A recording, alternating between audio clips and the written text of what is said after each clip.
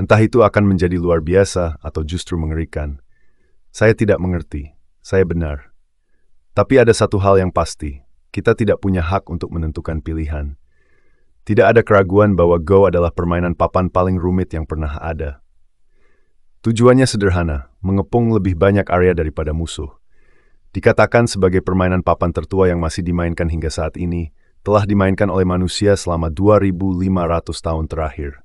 Meski demikian, saat ini bukan hanya masyarakat yang berpartisipasi. 4 dari 5 pertandingan pada tahun 2016, AlphaGo Google DeepMind mengalahkan Lisa Dole, juara dunia 14 kali.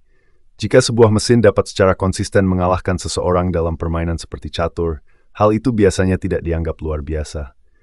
Namun, Go itu unik. Permainan Go menentang solusi kekerasan. Tidak mungkin memperkirakan Go. Dari 10 hingga 170 gerakan tersedia dalam permainan Go. Pertimbangkan konteksnya. Kosmos yang dapat diamati hanya berisi atom dengan pangkat 10 hingga 80.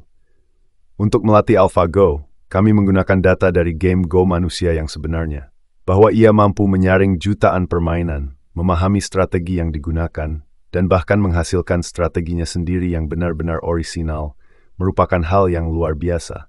Namun demikian, hanya sedikit yang menyadari bahwa AlphaGo Zero, sistem kecerdasan buatan yang sangat berbeda, mengalahkan AlphaGo asli hanya 1 tahun setelah kemenangan AlphaGo atas Lisa Dole.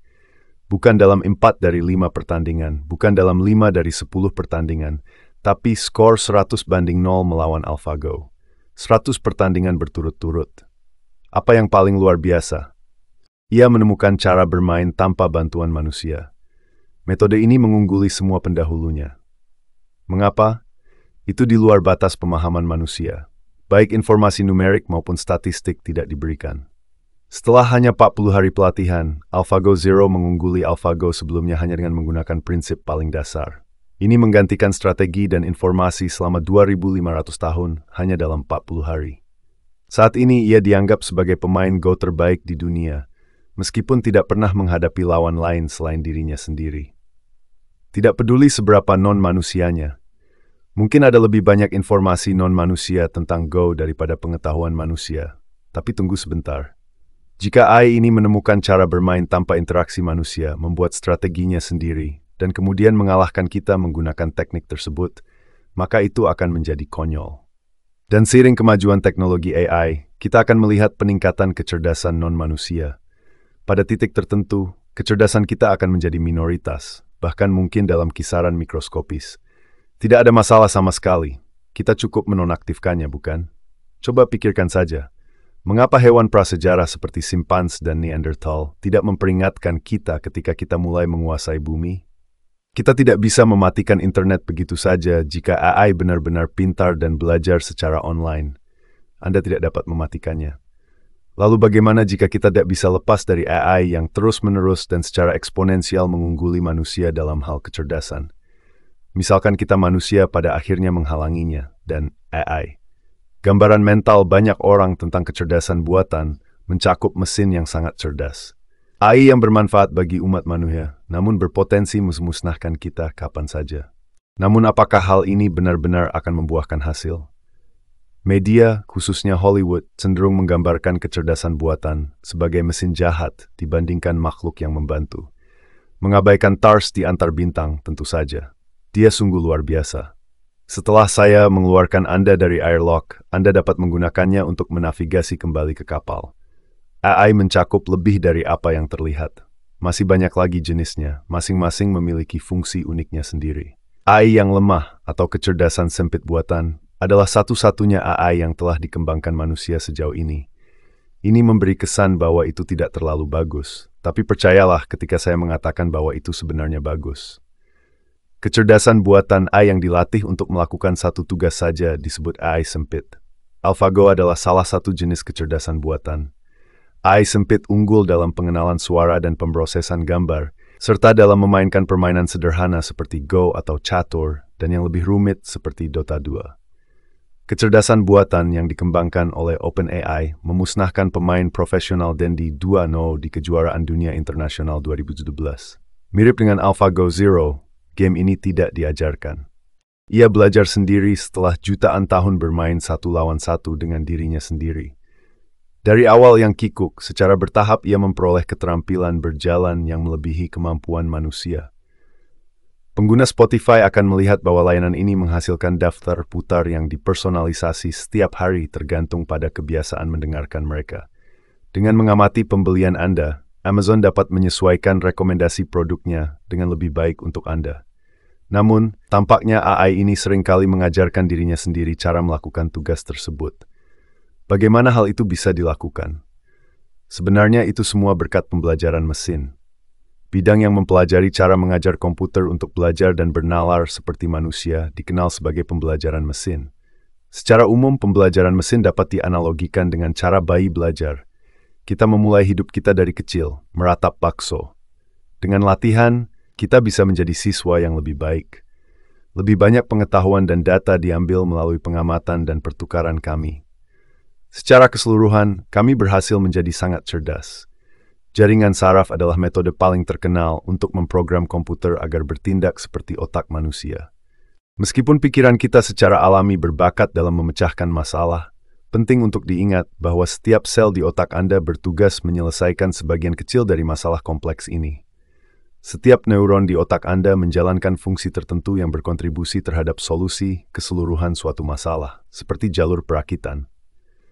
Mari kita buat contoh jaringan saraf dasar. Salah satu dari dua hal, denyut nadi atau pernapasan, harus ada agar seseorang dapat dianggap hidup. Namun, tidak perlu melakukan keduanya secara bersamaan. Dalam jaringan saraf, titik kuning ini melambangkan neuron. Cara kerjanya identik dengan neuron di otak manusia. Setelah menerima masukan, maka membuahkan hasil. Ketika neuron ini menerima sinyal yang menunjukkan seseorang bernapas dan mempunyai denyut nadi, ia menafsirkan sinyal-sinyal ini dan menentukan bahwa individu tersebut masih hidup. Ia mengetahui kapan seseorang masih hidup karena mereka bernapas atau mempunyai denyut nadi, dan kapan mereka mati karena kedua hal tersebut tidak benar. Pada dasarnya, itulah garis besar proses yang paling mendasar. Namun kenyataannya, tidak ada jaringan saraf yang bekerja seperti ini. Banyak di antaranya yang jauh lebih rumit daripada jaringan satu lapis ini dan mencakup jutaan parameter. Persepsi kita terhadap realitas dibentuk oleh banyaknya suara, pemandangan, dan data yang tersebar di lingkungan kita. Masalahnya adalah manusia tidak menjadi lebih baik dalam analisis semacam ini ketika topik yang lebih rumit muncul dengan lebih banyak data. Kita dapat menggunakan pembelajaran mesin untuk keuntungan kita di sini. Mesin dapat melakukan lebih dari sekedar memproses informasi yang diberikan manusia. Mereka juga dapat menciptakan wawasan baru berdasarkan apa yang telah mereka pelajari. AlphaGo Zero adalah tempat yang harus kita selesaikan. Hanya dengan pelatihan selama 40 hari, ia mengakali manusia dengan metode yang belum pernah ada sebelumnya, dan bahkan menciptakan metodenya sendiri. Jika ia bisa melakukan semuanya secepat itu, bagaimana bisa? Sel-sel neurologis di otak Anda memiliki frekuensi sekitar 200 Hz. Transistor modern beroperasi pada frekuensi lebih dari 2 GHz, jauh lebih cepat. Namun hal ini berhasil dengan baik bagi kita. Akson yang membawa sinyal dari neuron di otak Anda bergerak dengan kecepatan sekitar 100 meter per detik. Ini cukup cepat untuk memberi kita waktu reaksi yang masuk akal. Namun kecepatannya masih sekitar sepertiga kecepatan suara. Di sisi lain, data dapat dikirim oleh komputer dengan kecepatan rendah, atau 300 juta meter per detik. Bisa dikatakan kemampuan komputer jauh melebihi kemampuan otak manusia.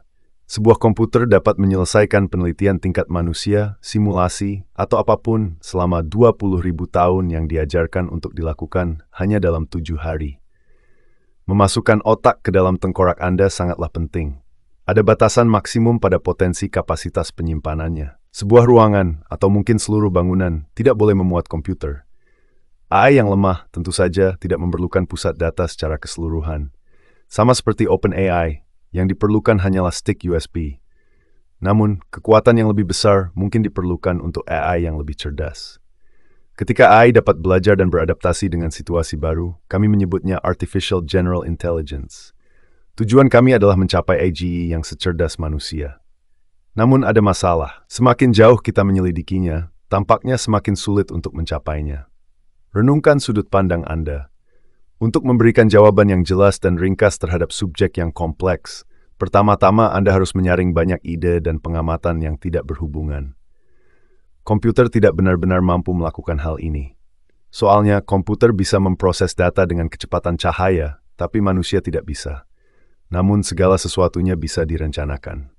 Tanpa menggunakan kekerasan, kita dapat menemukan solusi cerdas terhadap tantangan. Perjalanan komputer masih panjang sebelum bisa berpikir seperti manusia. Kami memiliki kemampuan untuk membuat sesuatu. Sebagai spesies, kita memelopori ide-ide baru. Kami membangun komunitas, bermain game, dan bersenang-senang. Mengajari komputer semua hal ini cukup menantang. Apa cara terbaik untuk menginstruksikan komputer untuk menghasilkan objek yang benar-benar baru dan tak terbayangkan? Selain itu, mengapa mereka ingin melakukan hal tersebut? Menurut saya AI atau I yang kuat adalah I paling signifikan yang pernah dikembangkan, dan saya akan menjelaskan alasannya. Awalnya, pembelajaran mesin bergerak sangat lambat karena sifatnya yang eksponensial. Namun, begitu Anda mencapai ambang batas tertentu, segala sesuatunya mulai meningkat dengan sangat cepat.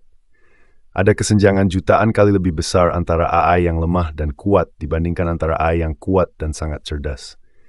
Mencapai kecerdasan super mungkin hanya membutuhkan waktu beberapa bulan, atau bahkan berminggu-minggu setelah kita mengembangkan AI yang dapat meniru perilaku manusia, setidaknya secara teori. Namun, masalah penting lainnya kini muncul. Tahukah Anda, banyak orang mengira grafik ini mewakili kecerdasan. Semut, tikus, manusia pada umumnya, dan bahkan Einstein mungkin cocok berada di area ini. Jika Anda meminta rata-rata orang untuk menempatkan AI yang sangat cerdas pada grafik ini, kemungkinan besar mereka akan menjawab di sekitar area ini. Namun, kenyataannya tidak demikian. Meskipun AI belum cukup pintar untuk bersaing dengan manusia, AI akan mengejar ketertinggalannya. Pada akhirnya, grafiknya akan terlihat seperti ini, karena kemungkinan besar grafiknya akan semakin membesar dan semakin maju. Istilah singularitas teknologi berlaku di sini. Ketika AI berkembang hingga terjadi banjir besar data dan informasi yang sebelumnya tidak terbayangkan, beberapa di antaranya mungkin tidak dapat dipahami manusia. Sistem dengan kecerdasan buatan dapat belajar dari kesalahannya dan menjadi lebih mahir dalam waktu yang lebih singkat jika kita ingin menciptakannya. Artinya, AI yang ditingkatkan ini mungkin dapat menyelesaikan tugas yang sama. Ia terus melakukan hal ini, dan dengan setiap iterasi, ia menjadi lebih cepat. Proses ini berlanjut tanpa batas waktu hingga melampaui kecerdasan manusia hingga miliaran kali lipat. Rekreasi pertama mungkin memakan waktu 1 bulan, yang kedua seminggu, dan yang ketiga sehari. Materi genetik yang kita miliki bersama dengan simpans adalah sekitar 96%. Persentase DNA simpanse pada manusia adalah 96%. Dalam sepersekian detik, spesies kita berubah dari primata biasa-biasa saja dengan banyak bulu menjadi punah. Kita adalah spesies asing dengan ambisi besar untuk menetap di Mars. Perlombaan yang menciptakan inovasi yang tak terhitung jumlahnya, termasuk rudal. Perbedaan DNA sebesar 4% itulah yang tersisa. Dibandingkan dengan jumlah perbedaan genetik antara tikus dan mencit, jumlah perbedaan antara manusia dan simpanse 10 kali lebih kecil.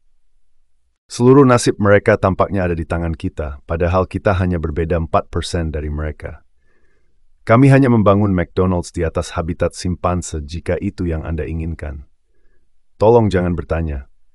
Jumlahnya adalah 5,5 kali 1002 semut di bumi. Meskipun jumlah semut melebihi manusia dengan perbandingan 1 juta banding 1, kita menjalani kehidupan sehari-hari seolah-olah mereka tidak ada. Menghancurkannya dan melanjutkan hari kita adalah hal yang diperlukan jika kita melihat seseorang merangkak di atas meja. Ketika kecerdasan buatan AI pada akhirnya menggantikan manusia dalam skenario ini, apa yang akan terjadi pada kita? Perangkat lunak modern tidak sama dengan AI super cerdas.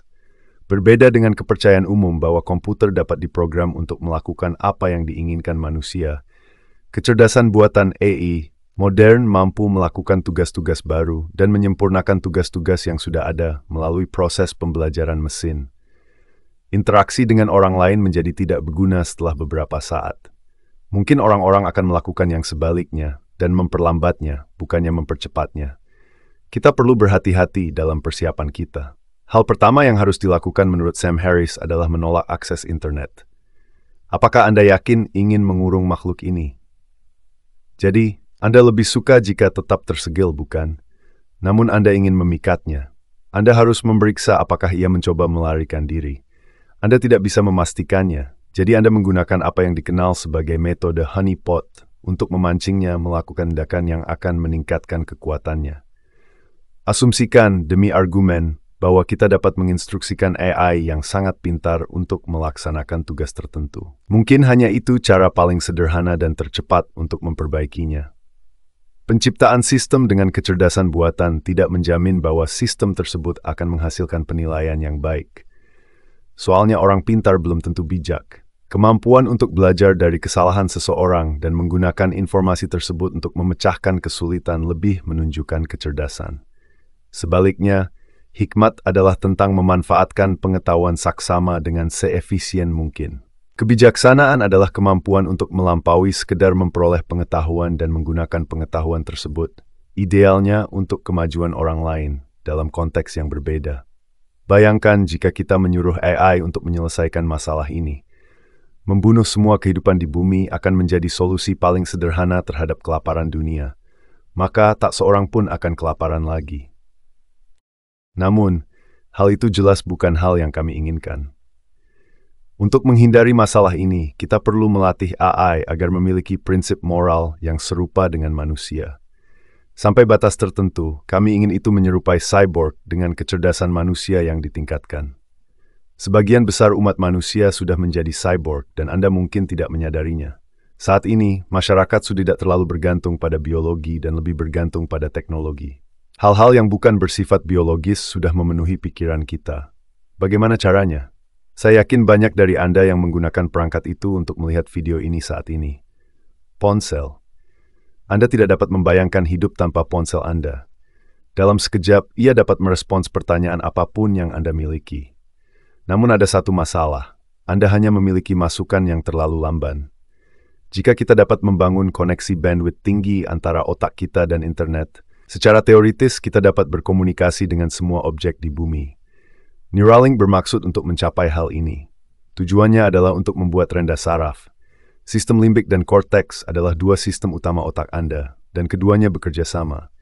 Sistem limbik Anda mengontrol emosi dan naluri paling mendasar untuk tetap hidup. Kemampuan Anda untuk berpikir kritis dan memecahkan masalah adalah fungsi otak Anda. Tujuan penelitian Neuralink adalah menambahkan lapisan ketiga ke dalamnya. Dalam pengaturan ini, AI akan berperan sebagai perantara, namun hal ini akan sangat meningkatkan keterampilan kita. Kenangan eidetik atau ingatan yang sempurna akan menjadi bagian dari kita semua. Akses instan terhadap segala informasi di dunia ada dalam genggaman kita. Penggabungan lapisan ketiga ini meningkatkan kemungkinan bahwa individu akan lebih memilih pengetahuan dan cara hidup yang baru mereka peroleh dibandingkan keadaan sebelumnya, di mana mereka tidak dapat beradaptasi dengan kecerdasan buatan. Suatu hari, individu mungkin memilih untuk meninggalkan bentuk fisiknya, identitas biologisnya, dan memilih bentuk buatan. Sekalipun masih jauh, kita tetap harus memikirkannya. Tentu saja, banyak keberatan dan argumen tandingan yang muncul. Sekarang saya akan membahas beberapa di antaranya. Pada awalnya muncul pertanyaan, bagaimana kita mengkodekan kesadaran? Saat ini, kami tidak tahu apa itu. Bagaimana kita bisa mengajarkan komputer untuk berfungsi serupa dengan sistem limbik? Sesuatu yang menakutkan, bahkan mungkin menakutkan akan kematian. Apakah kecerdasan buatan mempunyai kapasitas untuk merasakan dan mengekspresikan cinta? Fakta bahwa ia mampu mencintai dan membenci menunjukkan bahwa ia mungkin memberi tindak sesuatu yang lain. Banyak orang yang takut akan hal ini ketika mendengar kata kecerdasan buatan. Hal terpenting untuk dipertimbangkan adalah apakah itu menyenangkan atau penuh kebencian. Pertama-tama, apakah hal ini benar-benar penting? Dan kedua, mungkinkah hal tersebut merupakan salah satu dari hal-hal tersebut? AI yang sangat cerdas, tentu saja, memiliki akses ke setiap pengetahuan yang diketahui manusia. Namun manusia juga bisa mengaksesnya. Semua orang yang memiliki sudut pandang ekstrem juga merasakan hal yang sama. Jadi bagaimana jika AI dengan kecerdasan buatan menginternalisasi sudut pandang ini dan memilih untuk menerapkannya daripada rencana awal kita? AI yang sangat cerdas secara teoritis mungkin belajar menjadi lebih pintar seiring berjalannya waktu. Namun AI tidak hanya membuat fitur baru secara acak. Integrasi mekanika kuantum, relativitas umum, dan matematika hanyalah permulaan. Jika melakukan uji coba diperlukan untuk beberapa peningkatannya, lalu bagaimana? Bagaimana jika detail tambahan diperlukan? Akankah mereka hanya mengarangnya saja? Pertanyaan logis berikutnya adalah, bagaimana jika AI mengetahui cara berbohong dan menggunakan pengetahuan ini untuk tujuannya sendiri, menipu kita tentang pencapaiannya? Hal ini juga mungkin terjadi, dan seiring berjalannya waktu, tampaknya hal ini sedang terjadi. Kemajuan komputasi akan melambat. Ambil contoh pesawat terbang. Selama 1 abad terakhir, kita telah mengalami kemajuan dari hal ini ke hal ini. Namun, ada ambang batas yang sulit untuk dilampaui, seperti yang terjadi pada banyak hal. Namun, jika kita bisa mengatasi hambatan ini, manfaatnya akan sangat besar. Hampir sulit untuk menyangkal bahwa kecerdasan buatan dengan tingkat kecerdasan super dapat meningkatkan kualitas umat manusia secara signifikan dibandingkan dengan kondisi kita saat ini. Namun, ada juga kemungkinan menggunakannya sebagai senjata.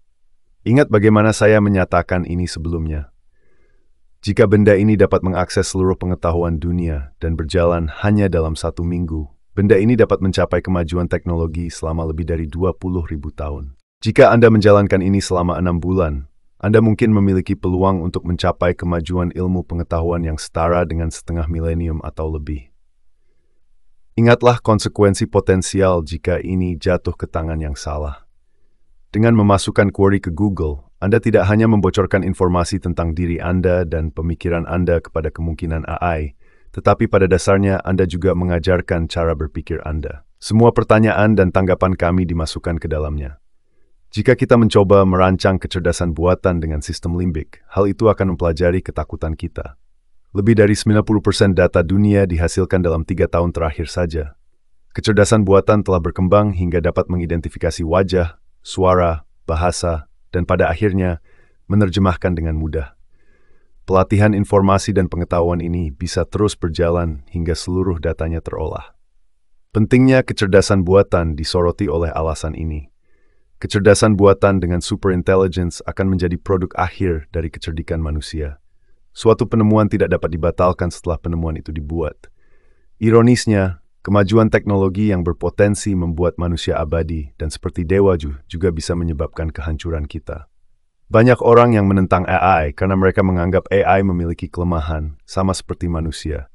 Bisa jadi bersifat serakah, licik, egois, menantang, atau mudah tersinggung. Potensi AI super cerdas sudah ada dan tinggal menunggu untuk ditemukan. Masalah sebenarnya adalah apakah kita tertarik untuk menemukannya atau tidak.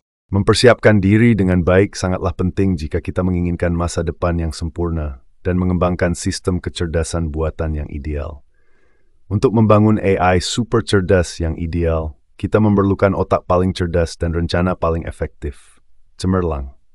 Misi organisasi adalah memberdayakan individu seperti Anda dan saya untuk membentuk nasib umat manusia. Brilliant melakukan pekerjaan yang sangat baik dalam memecah konsep kompleks seperti jaringan saraf tiruan dan pembelajaran mesin menjadi beberapa bagian yang dapat dikelola. Bahkan jika Anda memasuki hari itu dengan sedikit latar belakang pengetahuan, kemungkinan besar Anda akan pulang dengan pemahaman yang kuat tentang pokok bahasanya. Lihat statistik Brilliant, jaringan saraf tiruan, dan kelas pembelajaran mesin, jika Anda memiliki minat yang sama dengan saya terhadap potensi penerapan AI di masa depan. Betapa sederhananya mereka memahaminya akan membuat Anda takjub. Anda dapat mengikuti kursus sebanyak yang Anda suka dan menghemat 20% untuk langganan premium jika Anda salah satu dari 200 orang pertama yang mengeklik tautan dalam deskripsi. Jika Anda pintar dan ingin membantu memperbaiki masalah AI yang kita hadapi, Anda harus segera memulainya.